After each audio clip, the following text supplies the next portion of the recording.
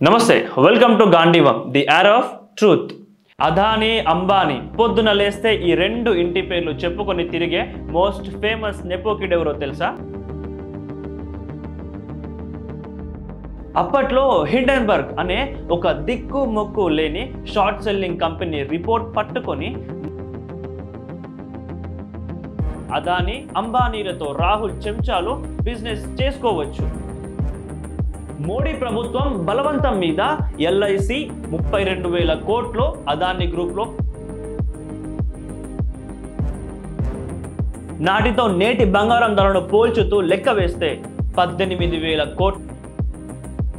ఇంతకీ నెహ్రూ నీడలోనే జరిగిన 1,000 కోట్ల ముంట్రా స్కామ్ బయటకు ఎలా వచ్చింది? అయితే కాంగ్రెస్ పార్టీకి చెందిన ఎంపీ సుభాగ్ సింగ్ కి తోడుగా నెహ్రూ అల్లుడు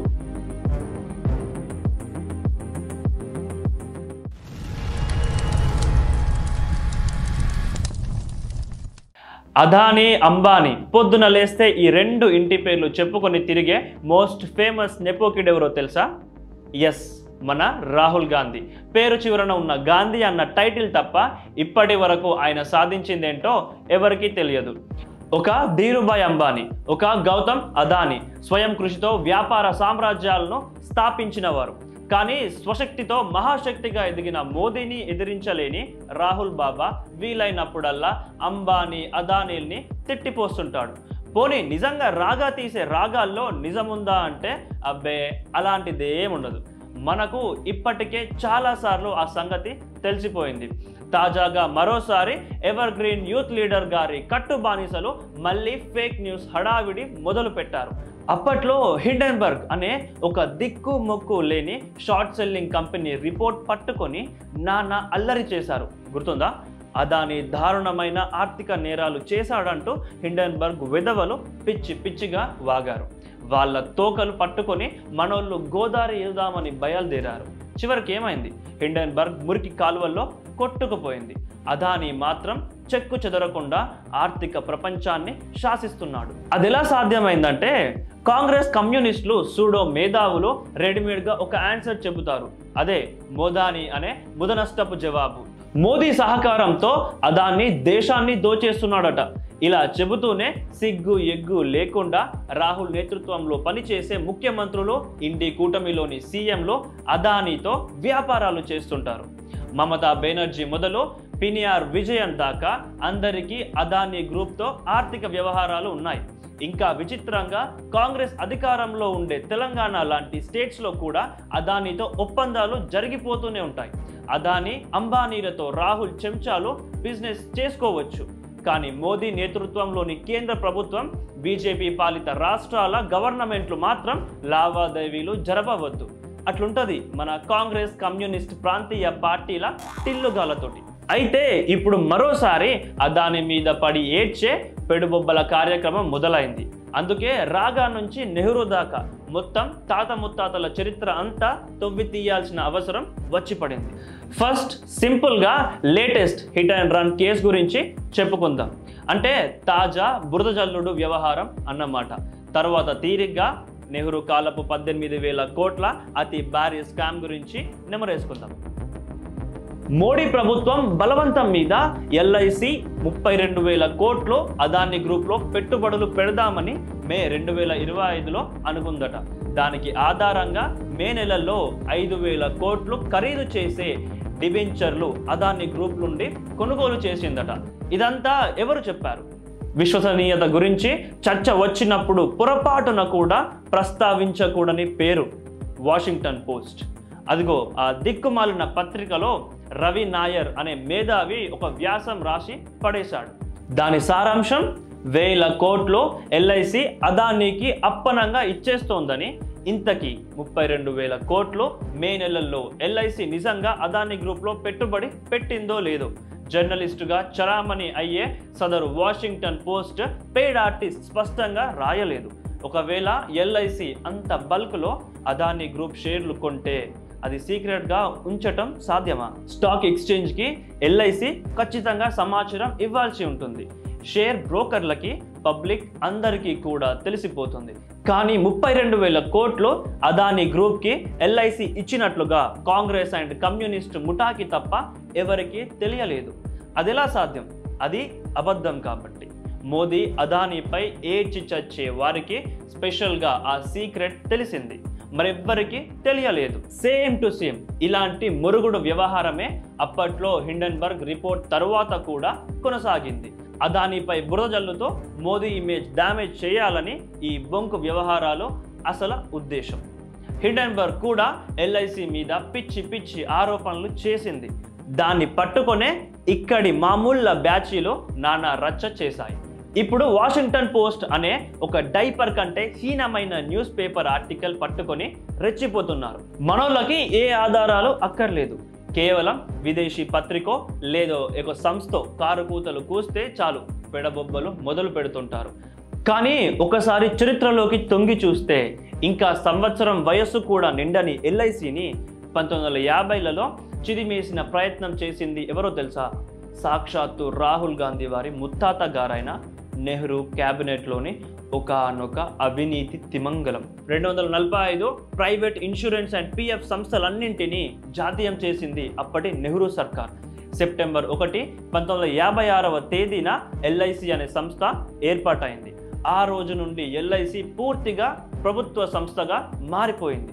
ఎల్ఐసి జాతీయం చేస్తున్న సందర్భంగా అప్పటి ప్రధాని నెహ్రూ జాతికి సందేశం ఇస్తూ ఎల్ఐసి ఎందుకు జాతీయం చేశారో చెప్పుకొచ్చారు. లాభాపేక్ష లేని సేవా సంస్థగా ఎల్ఐసిని తీర్చిదిద్దుదామని హామీ ఇచ్చారు. ప్రారంభ సమయంలో ఎల్ఐసికి కేంద్ర ప్రభుత్వం 5 కోట్ల రూపాయల మూలధనం సమకూర్చింది. అయితే దురదృష్టవశాత్తు ఎల్ఐసి జాతీయం చేసి పూర్తిగా 1 సంవత్సరం కూడా తీరక ముందే నెహ్రూ ప్రభుత్వం భారీ ఎల్ఐసి స్కామ్లో ఇరుక్కుంది. అది కాస్త ప్రభుత్వాన్ని ఒక కుదిపేసింది. హరిదాస్ ముండ్రా స్కామ్ అని చరిత్రలో అవమానకరంగా నిలిచిపోయిన సదరు వ్యవహారం ఇది. స్వాతంత్ర భారతదేశంలో జరిగిన మొట్టమొదట అతిపెద్ద ఆర్థిక నేరంగా ఇప్పటికీ చెప్పుకుంటారు. కలకత్తాకి చెందిన హరిదాస్ ముండ్రా అనే ఒక ఆయన ఆనాటి కాలపు హర్షద్ మెహతాగా చెప్పుకోవచ్చు. షేర్స్ వ్యాపారం చేసే స్పెక్యులేటర్ అయినప్పటికీ మొదట ఎలక్ట్రిక్ లైట్ బల్బులు సేల్స్ మెన్ గా జీవితం ప్రారంభించాడు. తరువాత అదును చూసి స్టాక్ మార్కెట్ వ్యాపారంలో దూరిపోయాడు. స్టాక్ మార్కెట్లో ఉన్న లొసుగులు అన్ని వాడుకొని మోసపూరితంగా లాభాలు గడిస్తూ సుమారు 5 కోట్ల సామ్రాజ్యాన్ని స్థాపించాడు. ఇదంతా 1950ల కాలంలో. అప్పట్లో 5 కోట్లు అంటే చాలా భారీ మొత్తం అని మనం అర్థం చేసుకోవాలి. 1956 చివరిలో Bombay stock exchange Haridas Mundhra fake షేర్లు అమ్మకం చేస్తున్నాడని గుర్తించింది. దీంతో ఆయన కంట్రోల్లో నడుస్తున్న మొత్తం 6 కంపెనీలు ఆర్థిక సంక్షోభంలో చిక్కుకున్నాయి. దాంతో స్టాక్ మార్కెట్ కూడా ఒడిదొడుగులకు లోనైంది. హరిదాస్ ముండ్రా ఆర్థిక సంక్షోభం ఒకవైపు స్టాక్ ఎక్స్చేంజ్నే కుదిపేస్తుంటే మరోవైపు 1957 మే నెలలో నెహ్రూ ప్రభుత్వం ఆర్థిక మంత్రి టిటి కృష్ణమాచారి పార్లమెంట్లో బడ్జెట్ ప్రవేశపెట్టాడు. ఆ తరువాత స్టాక్ మార్కెట్ మరింత ఒత్తిడికి లోనై క్రాష్ అయింది. స్టాక్ మార్కెట్ను రక్షించడానికని చెబుతూ ఎల్ఐసి చేత కొన్ని బ్లూ చిప్ కంపెనీల షేర్లు స్టాక్ మార్కెట్ నుండి పెద్ద మొత్తంలో కొనుగోలు చేయించారు. ఎల్ఐసి ఇన్వెస్ట్మెంట్ కమిటీ అధికారికంగా ఈ కొనుగోళ్లను ఆమోదించి కొనుగోళ్లు జరిపింది. అంతవరకు నిజానికి అవినీతి చట్ట వ్యతిరేక కుట్రలేం లేవు. అసలు కథ తరువాతే మొదలైంది. 1957లో ముండ్రా కంపెనీల షేర్ల ధరలు అంతకంతకు పడిపోతూ ఉండటంతో హరిదాస్ ముండ్రా ఆర్థిక సంక్షోభంలో పడ్డాడు. స్టాక్ మార్కెట్కు మద్దతు ఇచ్చేందుకని నమ్మించారు. అదే సమయంలో సంక్షోభంలో ఉన్న ముండ్రా కంపెనీల షేర్లను కూడా స్టాక్ మార్కెట్లో ఎల్ఐసి చేత కొనిపించారు.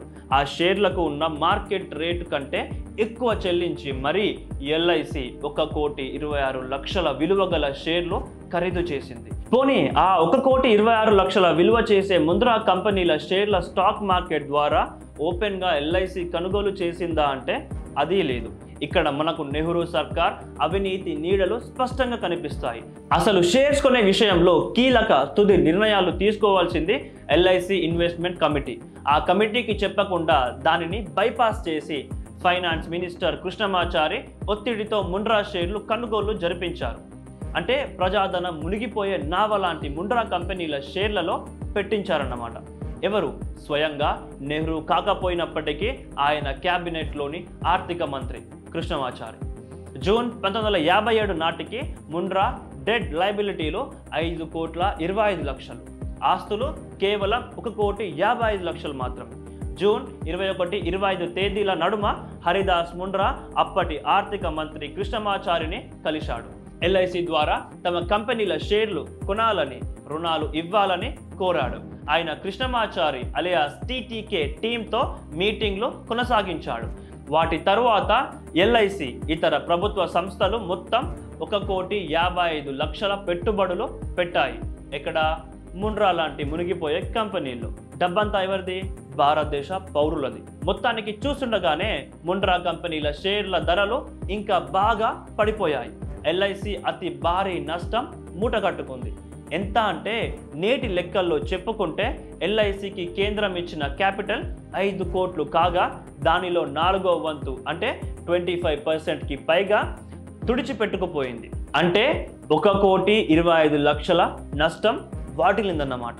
నాటితో నేటి బంగారం ధరను పోల్చుతూ లెక్క వేస్తే 18,000 కోట్ల రూపాయల స్కామ్ అన్నమాట. ఇంతకీ నెహ్రూ నీడలోనే జరిగిన 1,000 కోట్ల ముండ్రా స్కామ్ బయటకు ఎలా వచ్చింది? 1957 ఆగస్టు 3వ తేదీన స్టేట్స్మెంట్ పేపర్ ఎల్ఐసి ముండ్రా కంపెనీలో పెట్టుబడి పెట్టిన వార్తను రాసింది. దీనిపై కాంగ్రెస్ ఎంపీ రామ్ సుభాంగ్ సింగ్ పార్లమెంట్లో ప్రశ్నించారు. అటువంటిది ఏం జరగలేదు అని ఆర్థిక శాఖ సహాయ మంత్రి జవాబిచ్చి బుకాయించేశాడు. అయితే కాంగ్రెస్ పార్టీకి చెందిన ఎంపీ సుభాంగ్ సింగ్కి తోడుగా నెహ్రూ అల్లుడు, ఇందిరాగాంధీ భర్త అయిన ఫిరోజ్ గాంధీ కూడా రంగంలోకి దిగటంతో రచ్చ మరింత పెద్దదైంది. ముండ్రా స్కామ్ గురించి లోతుగా అధ్యయనం చేసి రుజువులతో ఫిరోజ్ గాంధీ పార్లమెంట్లో నేరుగా ఆర్థిక మంత్రి కృష్ణమాచారిని నిలదీశారు. నెహ్రూ అల్లుడే గుచ్చి ప్రశ్నించడంతో తప్పనిసరి ఎల్ఐసి 1,25,00,000 విలువైన ముండ్రా కంపెనీ షేర్ల ఖరీదు చేసిందని ఆర్థిక మంత్రి కృష్ణమాచారి ఒప్పుకున్నాడు. అయితే నెహ్రూ ప్రభుత్వానికి ఆ వ్యవహారంతో సంబంధం లేదని తప్పించుకునే ప్రయత్నం చేశాడు. ఎల్ఐసి కమిటీ ఈ నిర్ణయం తీసుకుంది అని జవాబిచ్చాడు. అయితే దీనికి సంబంధించిన అన్ని వివరాలు పార్లమెంటు ముందు పెట్టాలని ఫిరోజ్ గాంధీ గట్టిగా డిమాండ్ చేస్తూ వచ్చారు. ప్రధాని నెహ్రూ మొదట్లో దీనిని తేలికగా తీసుకునే ప్రయత్నం చేశారు. కృష్ణమాచారిని వెనకేసుకొచ్చారు కూడా. మీడియా దీనిని అనవసరంగా పెద్ద స్కామ్ కింద ప్రచారం చేస్తుందని మండిపడ్డారు. అంతేకాదు, ఇది రాజకీయ అవినీతి కాదు, ఎల్ఐసిలో సాంకేతికంగా పొరపాటు జరిగిందని చెబుతూ మాటల గారిడి చేశారు. ఎవరు? మన రాహుల్ గాంధీ గారి ముత్తాత గారు. ఇప్పుడు ఎల్ఐసిని మోదీ ముంచేస్తున్నాడని గగ్గోలు పెట్టే మనవడు గారి తాతగారు ఎల్ఐసి పట్ల అలా ఉండేవారు. అయితే ఈ స్కామ్ పై తన సొంత అల్లుడు ఫిరోజ్ గాంధీ అటు పార్లమెంట్లోనూ ఇటు బయట కూడా తెస్తున్న ఒత్తిడికి తలొగ్గి తప్పనిసరి పరిస్థితుల్లో చాచాజీ చర్య తీసుకున్నారు. జస్టిస్ చాగ్లా విచారణ జరిపి చాలా దారుణ నిర్ణయాలు తీసుకున్నారని అటు ఆర్థిక శాఖ మంత్రి ఇటు ముఖ్య కార్యదర్శిని తప్పుపట్టారు. దాంతో చేసేదేది లేక నెహ్రూ గారు కృష్ణమాచారి రాజీనామాను ఆమోదించవలసి వచ్చింది. ఇప్పుడు ఎల్ఐసిని అదానీకి మోదీ తాకట్టు పెడుతున్నాడని తెగ రొమ్ములు బాదుకునేవారు ఫైనల్గా అర్థం చేసుకోవాల్సిన కొన్ని ముఖ్య అంశాలున్నాయి.